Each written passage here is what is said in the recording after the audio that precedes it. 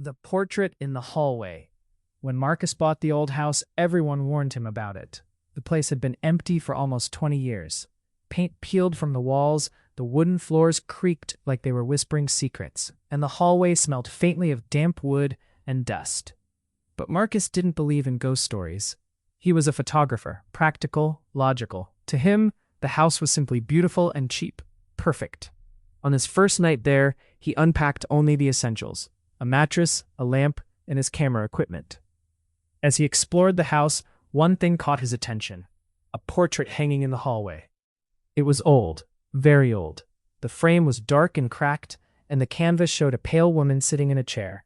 Her black dress blended with the shadows behind her, and her long hair fell across her shoulders like strands of ink. But what bothered Marcus was her expression. She wasn't smiling. She wasn't sad. She just stared, straight ahead. "Creepy," he muttered. He tried to lift the portrait off the wall, but it wouldn't move. The nails were rusted deep into the wood. "Fine," he sighed, leaving it there. That night, Marcus lay on his mattress scrolling through his phone when he heard a sound. A soft creak, like someone stepping on an old wooden floor. Marcus sat up. The house was silent again.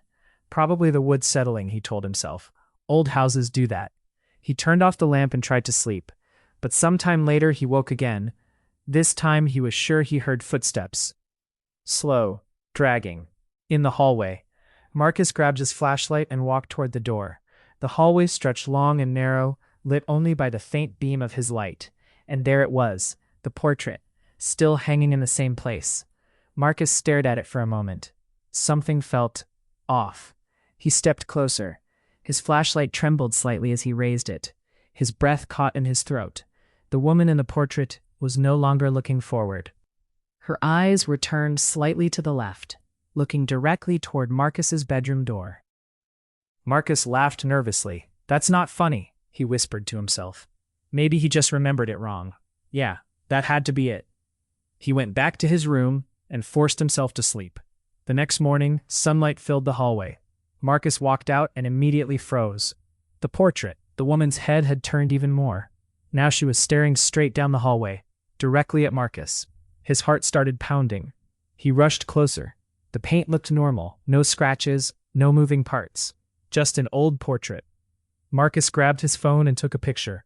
"Proof," he muttered. But when he looked at the photo, his blood ran cold. In the picture, the woman wasn't sitting in the chair anymore.